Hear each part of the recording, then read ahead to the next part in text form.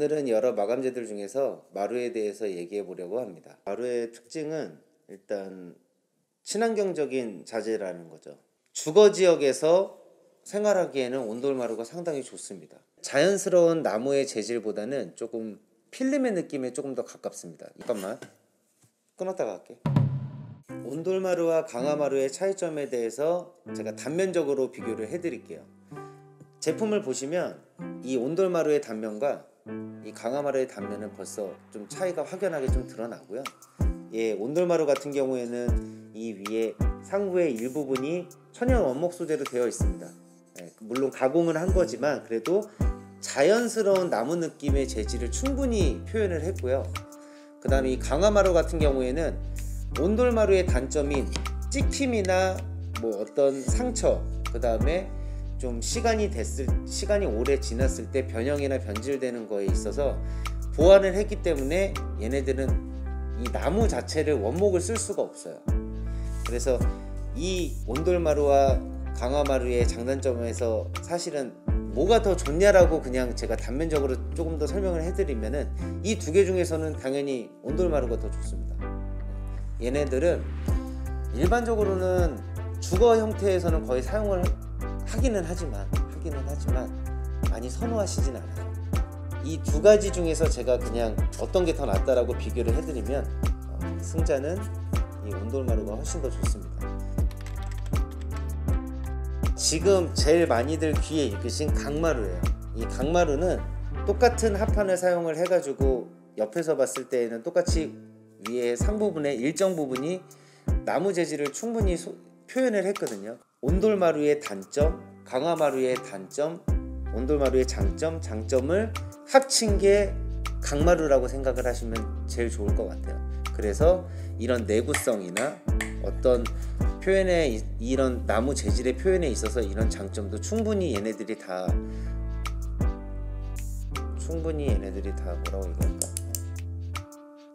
자, 기다려봐. A few moments later. 충분히 표현을 했고요. 지금 고객분들이 저한테 강마루 이 어떤 모델로 해주세요 라고 하고 제가 시공을 해드리면 만족도는 솔직히 100% 이상이었어요. 네. 그래서 고객분들이 주요 찾는 층은 강마루를 제일 많이들 선호를 하시고, 그리고 얘네들이 이제 나무 그 다음에 제가 설명해 드릴게 이런 원목마루예요. 이런 원목마루를 비교를 해드리면 일단은 티수에서 조금 더 차이가 좀 확연하게 좀 나죠. 원목마루는 말 그대로 얘네들을 이 자재 자체, 이 원목 소재를 최대한 많이 위에다 표현을 해놨어요. 그래서 원목마루는 다 좋은데 금액이 좀 사악하다라는 거, 그거 하나가 단점이고, 두 번째는 관리입니다. 관리. 그만큼 관리를 정말 잘 해주셔야 원목마루를 10년, 20년도 충분히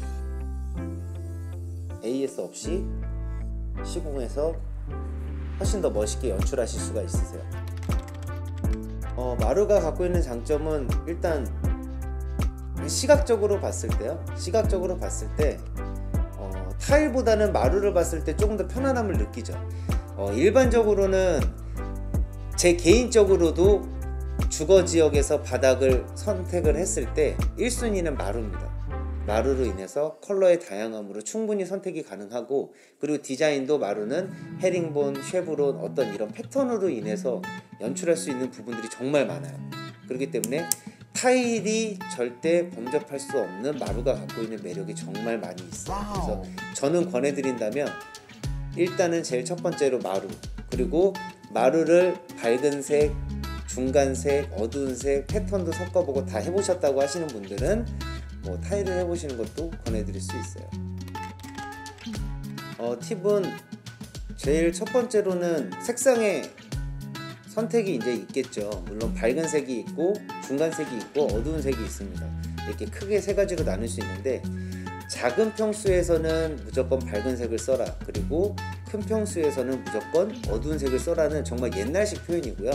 제일 첫 번째로는 내가 머릿속에 갖고 있는 이 디자인, 우리 집에 대한 컨셉을 제일 첫 번째 이해를 하시고, 이거를 전문가랑 상담을 했을 때 전문가가 어떻게 연출을 해주는 걸 이해하시는 게 제가 봤을 땐 제일 좋을 것 같아요.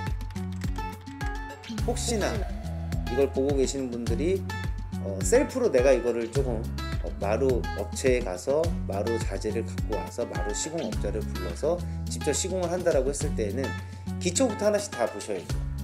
바닥이 얼마나 심하게 수평이 안 맞는가. 그러면 그 수평을 만들기 위해서 샌딩이라는 기본 작업부터, 이 기본 바닥을 만들어주는 작업부터 다 보실 줄 알아야 되는데 믿고 하셔야 된다라는 거예요. 본인을.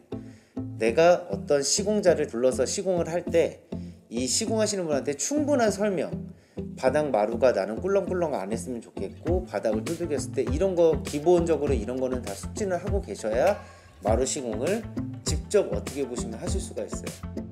지금까지 인테리어 전문회사 바나나웍스의 홍 시장이었습니다. 감사합니다.